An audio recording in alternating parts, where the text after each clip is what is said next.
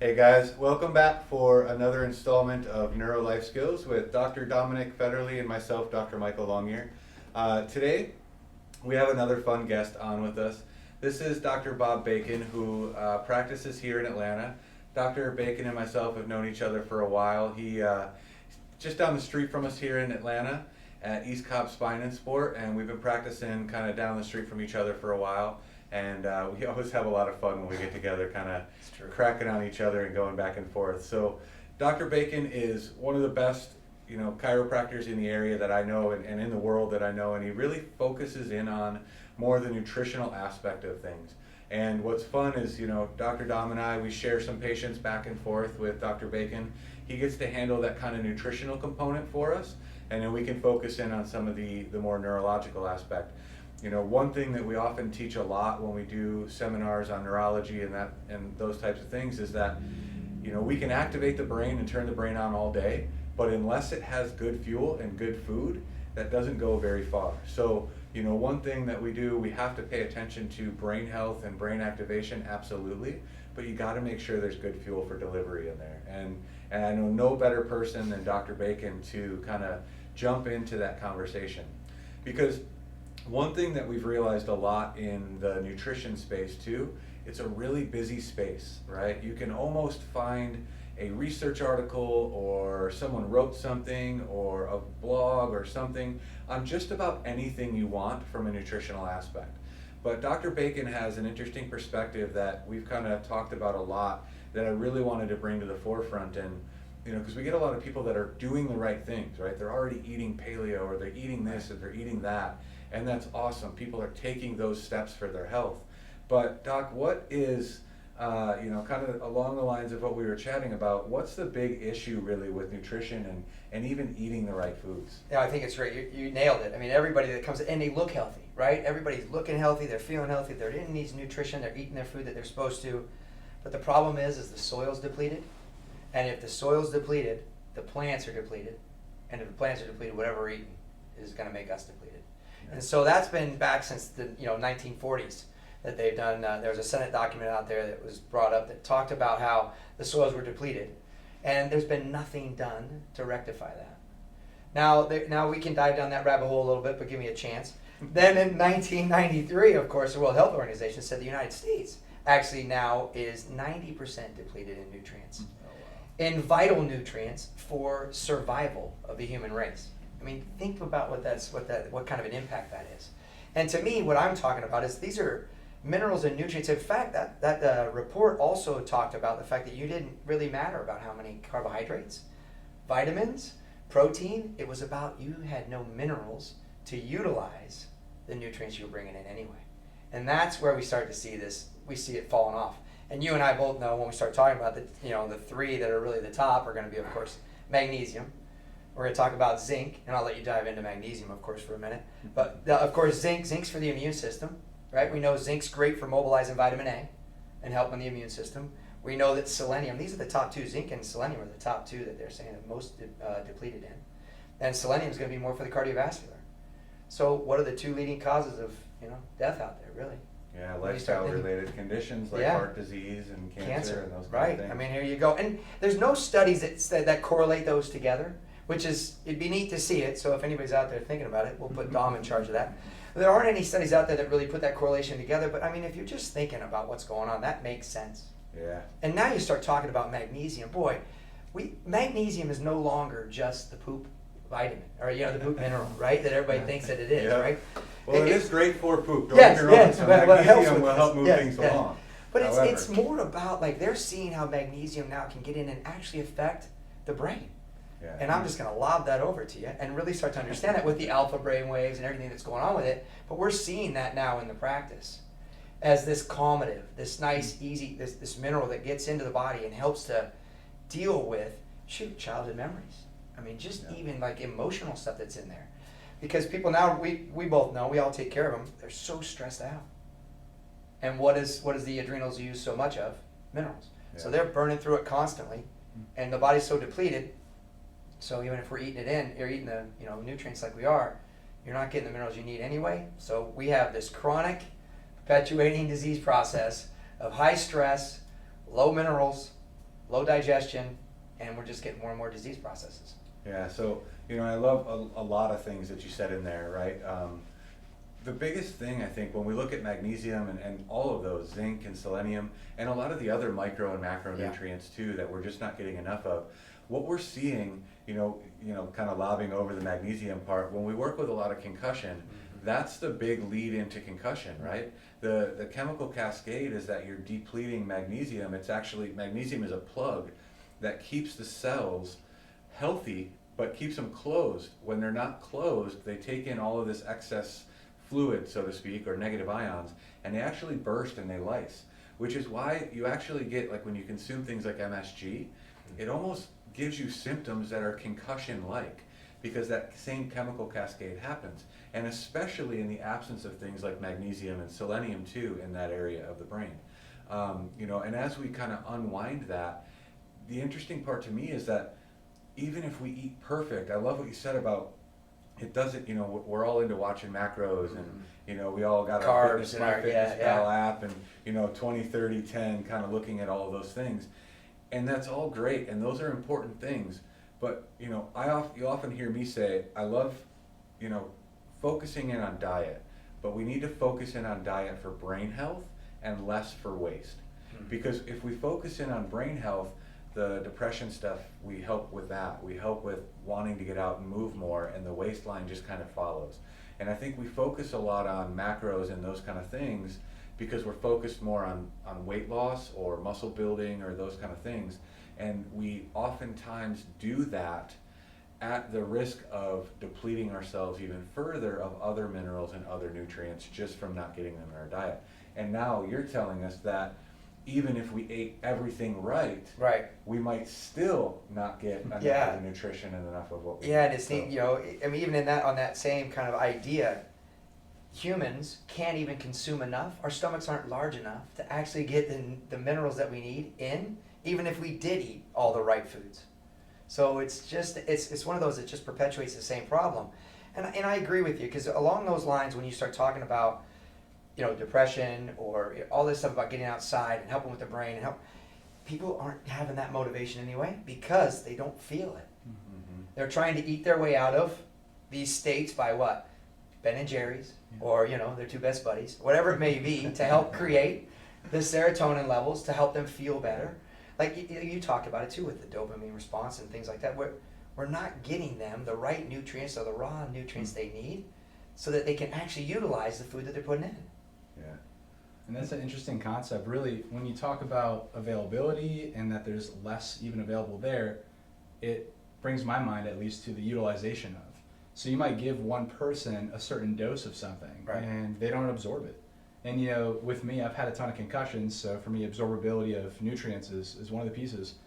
And I know stomach acid being sufficient for me, and we have a really fun way of testing that. And Of course. Cracks everybody up it's a burp test, really. Yep. So mixing baking soda and water, and you kind of experiment a little bit to see if you have a strong acid that creates a burp. And testing to see if you have enough stomach acid to break down the nutrient enough to get it absorbed so it doesn't hit up against your gut lining and create this more damage. I think it's an interesting concept when we talk about we only have so much available, but with what we have the ability to make it go further, whether we decrease our stress in our environment and make our body in more of a parasympathetic state. And that's something we can do through, all the things we've talked about in the past, whether it be exercise, mindfulness, even doing things like staying hydrated and getting adjusted. So these are all these pieces that, although we don't have as much availability as we like in our soil and things like that, there's things we can do about it, right? And these pieces that we can look to certain sources to help us, but we can look to ourselves as well to be the generator of something that uses it a little bit quicker. And then we can actually kind of feed off of it a little bit, and we get this healthy mindset that comes with absorbability. Yeah, and totally. And I think that's where, as we start to utilize that absorbability is important. But it's also about what nutrients you need. What are those nutrients? To hear probably about selenium and zinc, of course, or just to hear that, the dialogue. There's other, like you said, micronutrients that we need too, minerals that we need also, that if you don't have somebody kind of walking through it, this is why the way we take care of our clients. I mean, like we'll send them to you if we have this, huge neuro or a concussion or something like that we feel is outside of our scope. And it's so great to have you guys right down the road, by the way. It takes a lot of pressure off of me. So I can just geek out with the nutrition. But it's so true, because when they end up coming to us, we can kind of sequentially upregulate and really measure what's going on versus taking a snapshot of blood work and going, oh, here you are, this is your problem, here's your pill. When really, wait a minute, that can't just be the only problem. And how does it translate into my brain, my body, my heart, and other concepts too? Well, and I love that you went there with it, right? Because, you know, we're all different, right? Everybody's body, everybody's brain, everybody's system, everybody's stressors in life are a little bit different. So, you know, you often have people that want this kind of one size fits all, you know, kind of approach to things because it's easy, right? If it's just a package that I can go out, I can buy, I can take that, I can be good.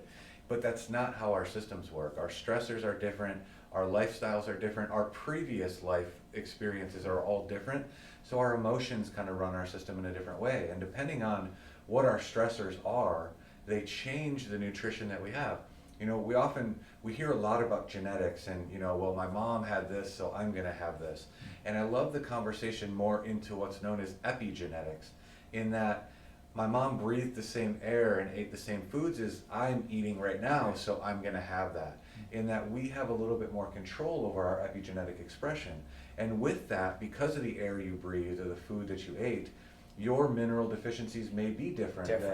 Than even the person living in the same house as you, because your experience before getting there was different. So having that approach and understanding that, you know, we can't just all take a multivitamin and have it be good. It would be awesome, and that's maybe a good place to start.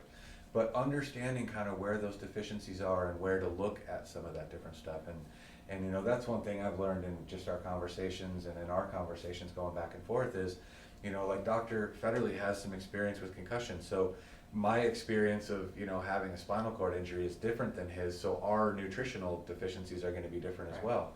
And so how we approach where we need to go to work with that is different. And, you know, different ways of testing that and different ways of looking at it, but understanding that we're all individual biological creatures. You know, and again, that's one of the things is, you know, watching you do what you do at your office and kind of how you assess and how you get to where you're going with that. If you could just share a little bit about, you know, what you see as the biggest thing, and maybe even from a gender specific, right? Because I know what we see a lot is females typically drive more into certain conditions and males drive more into certain conditions. From the nutritional or functional nutrition aspect, what are you seeing in your office with that? Well, I'll tell you, you know, I mean, here's the deal. Honestly, when it comes to most females, who handles stress better usually, the male or female? Well, I don't know that I want to say that out loud. My wife is in the careful, building. that's right. So when we start to see this, right, and what I see then on my end is a lot of the females that come in and have digestive issues, they're dealing with a lot more stress and they don't have that outlet. And so to us, we try to give them an opportunity to go, okay, what else can we do to help support you with this? So we're seeing digestive issues, we're seeing hormonal issues, quite a bit. Males, on the other hand, a little bit different, right? They're going to have a little bit more of that stress response. They're going to deal with stuff. They're going to go and work out. They're going to exercise. But they're also going to have some things with more of the frustration, because men usually are trying to what? What side of the brain are they? Yeah, typically more that left side. So they're going to try and fix things, right? Yeah. And if they can't fix it, they end up becoming more frustrated or, you know, stressed out, and that's that liver. What I just learned is women don't always want us to fix it. Oh, yes, they so just true. want us to listen. So And I tell my wife that all the time, like, I love that you come to me with your problems, but I'm going to give you a solution. And she's like, I don't always want you to tell me what to do. And here's what's neat, right? You know this at the high level of the brainwaves. What are we doing? At the end of the day, is talking and sitting down and going over really what we want to do? No. We want to be fact, quiet, shut it off. Yeah, literally. In fact, after a full day at work, you know, and bless my wife's heart, I'll come in and we're going to have her on one of these days. Yeah. So. Wow, great. So I'll be very careful what I say. You better be. So literally, I'll come home and I'll flip on the TV or I'll relax, only because what have I done all day? We've talked through this process. So all you men out there, I mean, and if you want your relationships to work, you might have this dialogue with your wife to let her know, hey, listen, it's been a big day. I've had a lot going on. I'm going to just disconnect for a little while. And how quickly can men just shut it all off and just kind of disconnect? So anyway, so we're seeing that in the office. Yeah. And then the dialogue with the guys walking in going, listen, husband and wife will come in. We'll see kids, you know, doing nutrition. Once we see a life-changing experience with nutrition, the whole family comes. Yeah. Because literally it's like, well, wait a minute, if Billy eats this way and feels this way, what happens to Timmy? You know, what happens Yeah. to Mary? I mean, it literally kind of just, it goes through the whole family and everybody starts to feel better. Well, and the reality is everybody's got to do it together, right? You can't Yeah. have, you know, one kid who can't have gluten and he's watching his brother and sister eat pizza. Oh. You know, that just, it kills you, and you know it's killing them. So it's got to be that kind of village. But, you know, one thing that I want to touch on in that stress response with the female, you hear a lot about leaky gut. It's Yeah. almost kind of gotten overused to Yeah, a yeah. point. But if we're stressed, we don't create an environment to eat. Like Dr. Dom said, we're not creating stomach acid. You end up taking in these foods that are in an environment that's not ready to digest them. So you end up with these kind of partially digested things, and they cause damage in the gut, they cause damage there. And that's where leaky gut kind of leads to all of these food sensitivities. You can't turn the TV on without seeing an Oh, Everly Well yeah. commercial right now. Yeah. And it's great, I'm not doubting what they do, but it's because there's so much of that autoimmune, that inflammatory thing going on, because people are eating foods that aren't foods, and they're eating them in a stressed out situation. And here's the kicker, kind of back to what you were saying, they're not getting enough micronutrients and macronutrients, so the brain is suffering, which decreases our ability to handle stress, which decreases our ability to digest our food, which decreases our ability to absorb the little bit of nutrients and nutrition that we're getting, which causes more stress on our brain, which decreases our ability to, and so on and so on. I'm So out of we- here. I can't. I'm already too stressed out already. So we Now- throw these terms like leaky Yeah. gut in there, and you know the reality is, you know, we just got to get the system calmed down, give them, you know, the nutrients they Right. need to build that, and kind of go from there with it. Right? And let me piggyback on that. And one of the things, I know you said something about how, like, what we see with males and females. To me, in my practice, you know, the only disease process, there's only two reasons we're ever really sick. You know, and I feel like we are animated Earth. There's nothing in me that you can't find in Earth. Sure. So the nice thing about it is we have to get our nutrients from the soils. So when we start talking about the disease process, and that's why it's kind of like you talk about males and females, but when you start talking about the disease process, two reasons: toxicity and deficiency. Yeah. I mean, and so guess what? If the soils are depleted, we're in trouble. And we know we live in a toxic environment. There's no way around it. I mean, it's just there. And that, like you said, perpetuates that same problem over and over. It's hard to really get away from it. However, there are some great nutrients that we use on a regular basis. That B vitamins are great, obviously. You just got to be very careful when to use B vitamins. This is where you can get in with some nutritional experts and they'll just start throwing stuff at you. Well, remember, B vitamins, guess what eats up B vitamins real quick? Stress does the Yeah. adrenals. And so does yeast. Yeah. Oh yeah. So when you start actually adding in B vitamins, sometimes, you know, your nutritional expert may give you, you know, B vitamins right off the bat. If you have yeast, all you're doing now is creating more of a problem. And so this is how we start to understand what's going on. This is the dialogue and the questions that you have to, you know, when people come in, you're like, okay, where are you? And then we kind of figure out, and we sequentially, what I love to say is we sequentially upregulate the system. So we start you off here and we see how you are in about 30 days. We're definitely on top of them a little bit sooner than that if we need to, depending on the condition that's walking in. But we go 30 days and we'll reevaluate in 45 or 30 days, and then we'll just reevaluate every time. And every time they come in, we're trying to give them this sequential upregulation to where they're feeling a difference. Because Yeah. then they kind of have that momentum and they get to, you know, they can hang on to that. And that's what I really appreciate about what we do with nutrition. And I hope that kind of helps you kind of get more of an understanding of what we're doing. And I think that's Yeah. important because when they come to see you guys, I mean, we're trying to fix a problem that they've had, and yet we don't know everything about them when they first come in. This Sure. is why we go through that report of findings or figure out what's going on, and then literally transition them into one exercise or another exercise. Heck, I've been under care with you. I mean, it's awesome. You come in, you see some work, you see some improvement, and then you push me even more. And I think that's what makes us piggyback so well with what we're doing. So, And that's a great point what you say about reassessments, checking up on things here and there, is keeping in mind, I mean, people say this ad nauseum really, is you are what you eat. right. But to keep in mind that really that building process isn't something that happens overnight, you know? If I take, for example, a vitamin and say, oh, I don't feel better and what's going wrong, what am I doing wrong? It may be a building process that your body needs to build more tissue and regenerate. So Right. knowing that these cells rebuild and they take time and they need resources, we might need a little bit of time to create an environment to absorb it better. We might need an environment to calm the stress. And you know, we've talked about this a lot as to, we can't necessarily put a halt on all stress going on. I mean, that'd be awesome That would if you be could, sweet. right? Yeah, Right, right. just the Just pause not button. having it. Talking about Good stop with that. buttons. Yeah, that'd be awesome. But unfortunately, we don't have that. So what we do have is the ability to generate healthier habits. I mean, even down to, I mean, shoot, kind of how you said our genetics don't determine everything. I mean, how many times have we heard that, oh, well, I have this genetic thing and that's what I'm stuck with? Well, you know, we had a teacher when I was going through school that described it really well as that really genetics were the gun and the trigger is your environment. So knowing that it can be loaded and preloaded and you can really actually manipulate a lot of these things more than what a lot of people thought. So if that's the case, then I can change my triggers, I can change my environment in a way that I'm in a successful environment. Right. And even something down to, and I'm guilty of this, is, you know, eating like a bar or something like that really quick at lunch. But how much more effective and how much more absorbability will I have if, you know, I do something mindful before that, whether it's prayer or meditation or just Slow sit down, and just stop and not driving while I'm looking at everything, turning the channel. There's something different to the chaos that comes with eating your food and like ravishing it versus just taking a second. And I usually notice it that day. So I say it's a building process, but Right. mindful steps each day that are good habits to allow your body to actually use it and actually grow from it instead of just being depleted by consuming more and more and more. And I piggyback on that too. I mean, really having somebody to kind of give you those advice, that advice versus it just being, oh, here, take these pills. Here, do these vitamins. That's all it's going to take to get you well, which that's not it. I mean, there's also about like, you know, sitting down and relaxing, having that mindfulness. You even talked about it when you, not tonight, but we've talked about this in the past, where back in the day when we used to have dinner. Yeah. I mean, remember that? Mom's in the kitchen, clanging pots around, getting things ready. Like, you're salivating, you're getting ready for dinner. I mean, it's all this, you're getting ready for the food. And then all of a sudden the food's served, you're sitting around the table. Not in my family, a lot of times, you know, there are families that we take care of, but like they're sitting around, what are they doing?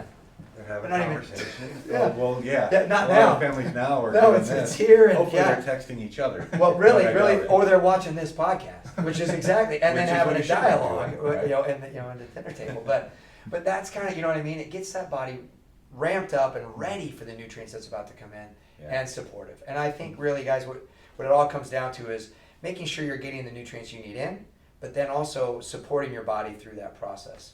Yeah. I mean, it's about that. And now that's not happening. Like, even though people are sitting down at a table across from each other, there's not that process of cooking food. Nope. You know, most things, if you go to the supermarket, you'll watch people check out with a couple $100 worth of groceries and not a single bit of food in there. Right. Because it's all in boxes and in bags. And I get it, our society is fast paced now. You know, I'm not blaming anybody for not taking the time to, you know, put together a home cooked meal like grandma used to.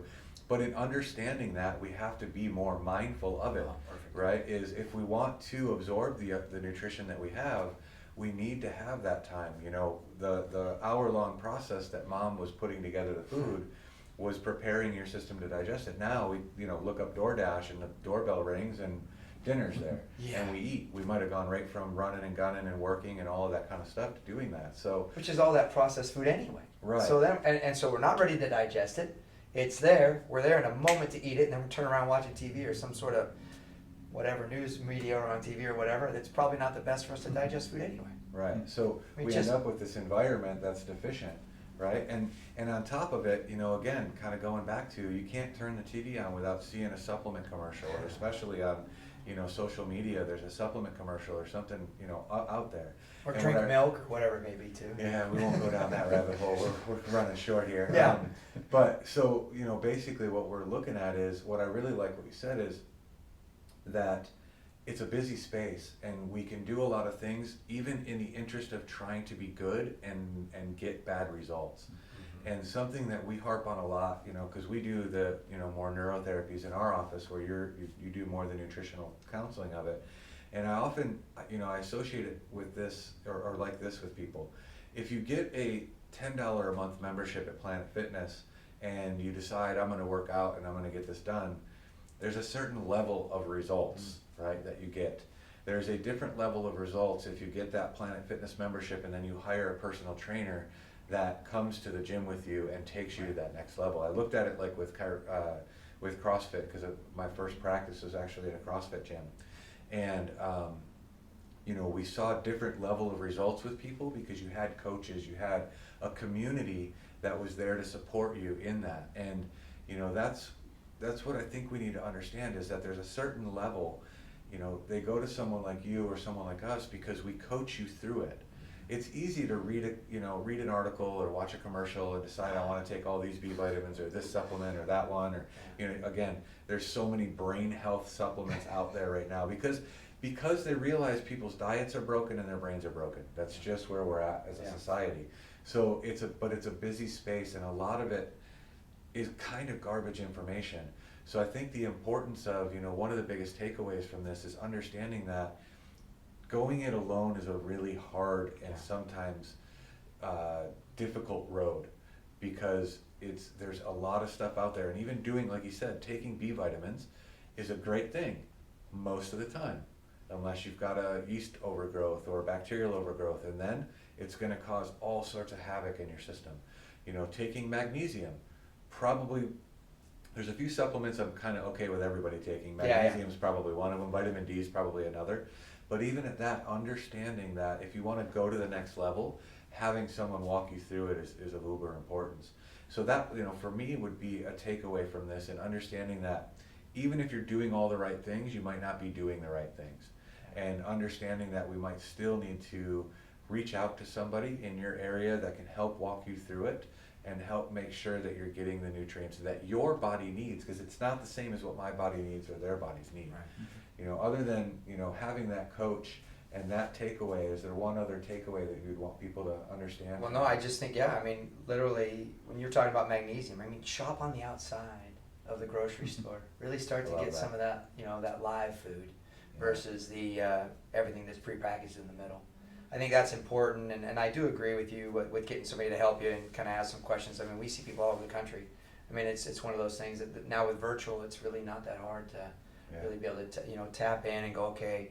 I just think you want somebody, like you said, holding your hand and just checking in on you. It's not the Wild West. You don't need to go out there and just start grabbing supplements and see what happens. But I think it's one of the things that I agree with you on some of the supplementations. Add some things in there that are probably very beneficial. Micronutrients and the minerals are always going to be beneficial. But then, I would definitely find somebody to kind of help you walk you through it. Just understand you're not alone. We're going to do a lot of these probably on nutrition and how it kind of plays in, because it's a really busy space and it can be really confusing. I have patients, that have moved away that reach out to me like, hey doc, I feel like I'm spinning my wheels. I need to order a food sensitivity test. Where should I go? Or this thing. And it's like, just stop. Let's, slow down. I love what one of my teachers told me in school, because diet is a busy space, and he was our anatomy teacher, but he was a veterinarian actually by trade. And he said, the diet thing is a busy space. And he was a Texan. I was in Dallas when I was taking classes with him. Dr. Giggleman, best name ever also. But he said, if you want to know what an animal's supposed to eat, look in its mouth. And when you look in our mouth, you see 4 canines, which is about 20% of our teeth, right? So probably 20% of our diet should be meat. And the rest of it is all stuff to crush things like leafy vegetables and nuts and berries and those kind of things. So 80% of our diet should probably be that. And if we just start there, I think, like you said, I love that shopping on the outside of the grocery store. There's nothing good on the inside, really. It's all the live foods and all of that kind of stuff. If you start just there and you start with some mindfulness before you eat, take some time to, think about what it is that you're going to eat. Think about, I love that Dr. Fetterly brought prayer into it, whatever that means for you.